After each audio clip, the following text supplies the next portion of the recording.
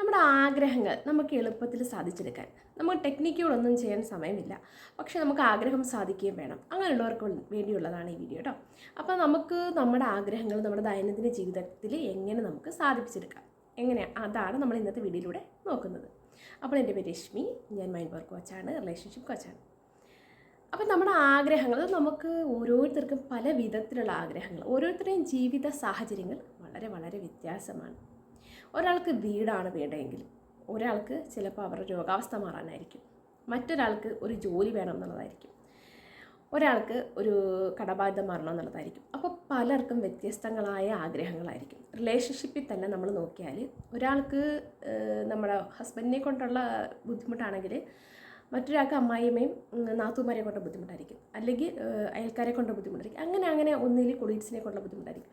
അങ്ങനെ നമ്മൾ നോക്കുമ്പോൾ വ്യത്യസ്തമായ പ്രോബ്ലംസാണ് എല്ലാവർക്കും, വ്യത്യസ്തമായ ആഗ്രഹങ്ങളാണ് നേടാനുള്ളത് അല്ലേ.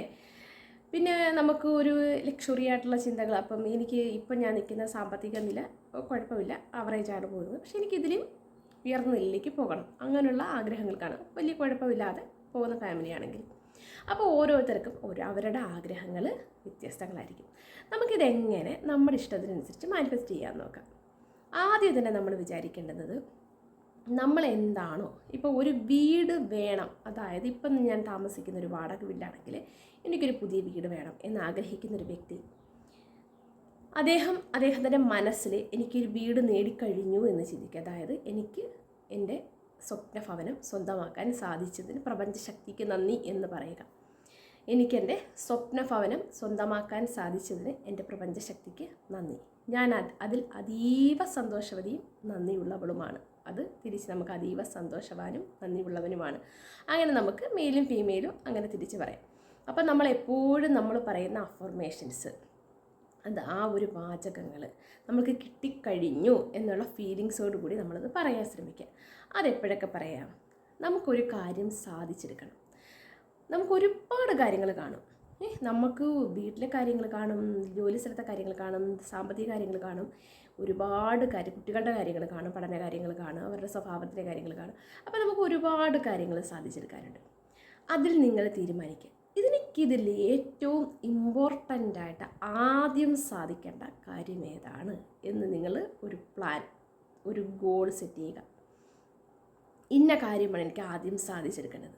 ആ ഒരൊറ്റ കാര്യം സാധിച്ചതിന് ശേഷം മാത്രം അടുത്തതിലേക്ക് നോക്കുക കേട്ടോ. അപ്പം നിങ്ങൾ ആ ഒരു കാര്യം മനസ്സിലിങ്ങനെ സങ്കല്പിക്കുക. വീടാണെങ്കിൽ എനിക്ക് എൻ്റെ സ്വപ്നഭവനം സ്വന്തമാക്കാൻ സാധിച്ചതിന് എൻ്റെ പ്രപഞ്ചശക്തിക്ക് നന്ദി, ആ ഒരു നന്ദി വാക്കൂടെ ചേർക്കണം. അതുപോലെ നമ്മളിപ്പോൾ താമസിക്കുന്നത് എവിടെയാണോ, ചിലപ്പോൾ നമ്മൾ വാടക വീട്ടിലായിരിക്കും താമസിക്കുന്നത്, ചിലപ്പോൾ നമ്മൾ നമ്മുടേതായ സ്വന്തമായി ചെറിയൊരു വീട്ടിലായിരിക്കും താമസിക്കുന്നത്. ഏത് വീട്ടിലാണോ നമ്മൾ താമസിക്കുന്നത് ആ വീടിന് നമ്മളെപ്പോഴും നന്ദി പറയണം. നമ്മൾ ഉറങ്ങുമ്പോഴും നമ്മൾ ഉറക്കം എണീക്കുമ്പോഴും നമ്മുടെ മനസ്സിൽ ആ വീടിനെക്കുറിച്ച് എന്തെങ്കിലും നമ്മൾ ഓർമ്മ വരുമ്പോഴെല്ലാം ആ വീടിന് നമ്മൾ നന്ദി പറയണം കേട്ടോ.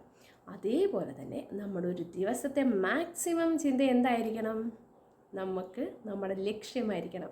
ഇപ്പോൾ ഇത് ഉദാഹരണത്തിന് നമ്മൾ വീടിൻ്റെ സ്വപ്നഭവനം എനിക്ക് സ്വന്തമാക്കാൻ സാധിച്ചതിന് നന്ദി എന്ന് പറഞ്ഞ പോലെ, ഒരാൾക്ക് രോഗാവസ്ഥയാണെങ്കിൽ അദ്ദേഹത്തിന് മാറണമെങ്കിൽ എന്താ പറയുക, രോഗമെന്നോ കടമെന്നോ അങ്ങനെയൊന്നും പറയും, നെഗറ്റീവായിട്ട് ഒരു കാര്യങ്ങളും പറയരുത്. നമ്മൾ എന്ത് പറയണം, ഞാനെപ്പോഴും തന്നെ പരിപൂർണ്ണ ആരോഗ്യവാനായിരിക്കുന്ന അല്ലെങ്കിൽ ആരോഗ്യവതിയായിരിക്കുന്നതിന് നന്ദി ദൈവമേ എന്ന് പറയണം. എന്നെ പരിപൂർണ്ണ ആരോഗ്യവാനാക്കിയതിന് നന്ദി. ഏതാ നിങ്ങൾക്ക് നിങ്ങളുടെ മനസ്സിൽ ഫീൽ ചെയ്ത് പറയാൻ പറ്റുന്നത്, അത് നമുക്ക് നേടിക്കഴിയുമ്പോൾ നമുക്കുണ്ടാകുന്നൊരു ഫീലിങ്സ് ഇല്ലേ, ആ ഫീലിങ്സോട് കൂടി നമുക്കത് പറയാൻ കഴിയണം. അങ്ങനെ എത്ര നാൾ പറയാമെന്ന് പറഞ്ഞാൽ നിങ്ങൾ ആ ലക്ഷ്യം നേടുന്നത് വരെ നിങ്ങളുടെ മാക്സിമം ചിന്ത, വെറുതെ ഇരിക്കുമ്പോഴെല്ലാം ഇങ്ങനെ ഈ ചിന്ത മനസ്സിലേക്ക് വരണം. ആ ലക്ഷ്യം നേടിക്കഴിഞ്ഞിട്ടേ ഞാൻ അടങ്ങുമെന്നുള്ള വാശിയിൽ ഈ നേടിക്കഴിഞ്ഞതിന് നന്ദി എന്നുള്ള ആ സന്തോഷം നമ്മൾ അനുഭവിച്ചുകൊണ്ട് നമ്മൾ പറഞ്ഞു നോക്കിയാൽ നിങ്ങൾ എവിടുന്നാന്നറിയില്ല, എങ്ങനെയാണെന്നറിയില്ല, ആ ലക്ഷ്യം നേടിക്കരാനുള്ള എല്ലാ സാഹചര്യങ്ങളും ഈ പ്രപഞ്ചം നിങ്ങൾക്ക് ഒരുക്കി തരും. വിശ്വാസമോടെ കൺസിസ്റ്റൻസിയോടെ, ഒരു ദിവസം 2 ദിവസം പറയാം എനിക്ക് കിട്ടിയില്ല നമ്മൾ കളഞ്ഞിട്ട് ഒരിക്കലും പോകരുത്. നിങ്ങൾ 21 ദിവസം തുടർച്ചയായി ചെയ്യുക. അപ്പോൾ നിങ്ങളുടെ മനസ്സിൽ അതൊരു ഉറയ്ക്കും. പിന്നെ നമ്മൾ ഓട്ടോമാറ്റിക്കായിട്ട് ഈ ഒരു ചിന്ത വരും. നമ്മുടെ റെക്ടിക്കുലർ ആക്ടിവേറ്റിംഗ് സിസ്റ്റത്തിലേക്ക് ഇത് പതിയുന്നവരെ ഇത് നമ്മളിങ്ങനെ തുടർച്ചയായി പറഞ്ഞുകൊണ്ടേയിരിക്കുന്നത്. എപ്പോഴാ പതിയുന്നത് നമുക്കറിയില്ല. ആ ഒരു റെക്ടിക്കുലർ ആക്ടിവേറ്റിംഗ് സിസ്റ്റത്തിൽ ഈ ഒരു ആഗ്രഹം പതിഞ്ഞു കഴിഞ്ഞാൽ നമ്മുടെ ആഗ്രഹം നടക്കും എന്നുള്ളതിന് യാതൊരു സംശയമില്ല. അപ്പം നമ്മുടെ ഉത്തരവാദിത്വം എന്താ? ഇത് RASിലേക്ക് പതിപ്പിക്കുക, റെക്ടിക്കുലർ ആക്ടിവേറ്റിംഗ് സിസ്റ്റത്തിലേക്ക് പതിപ്പിക്കുക. അതിനാണ് നമ്മൾ നിരന്തരമായി അഫർമേഷൻസായിട്ട് ഇതിങ്ങനെ പറഞ്ഞുകൊണ്ടിരിക്കുമ്പോഴെല്ലാം നമ്മുടെ ഫീലിങ്സ് എന്താണ്? നമുക്കത് കിട്ടിക്കഴിഞ്ഞു. ഞാൻ പരിപൂർണ്ണ ആരോഗ്യവാനായിരിക്കുന്നതിന് നന്ദി ദൈവമേ, എന്നെ പരിപൂർണ്ണ ആരോഗ്യവാനാക്കിയതിന് നന്ദി ദൈവമേ എന്ന് നമ്മൾ പറയുക. എൻ്റെ റിലേഷൻഷിപ്പെല്ലാം പെർഫെക്റ്റാക്കി മാറ്റിയതിന് നന്ദി ദൈവമേ എന്ന് പറയുക. എന്നിട്ട് ഓരോ ജീവിതം എൻ്റെ വീടൊരു സ്വർഗമാക്കിയതിന് നന്ദി ദൈവമേ എന്ന് പറയുക. അപ്പോൾ ഇങ്ങനെയെല്ലാം നമ്മൾ പറയുമ്പോൾ, നമ്മൾ ആ ഫീൽ ചെയ്ത് പറയുമ്പോൾ നമ്മുടെ ആഗ്രഹങ്ങൾ ഈസി ആൻഡ് എഫോർട്ട്ലെസ് ആയിട്ട് നമുക്ക് സാധിക്കാൻ പറ്റും. ഇതിൽ ഒരാഗ്രഹമേ നമ്മൾ എടുക്കാവൂ, ഒറ്റ ഗോള്.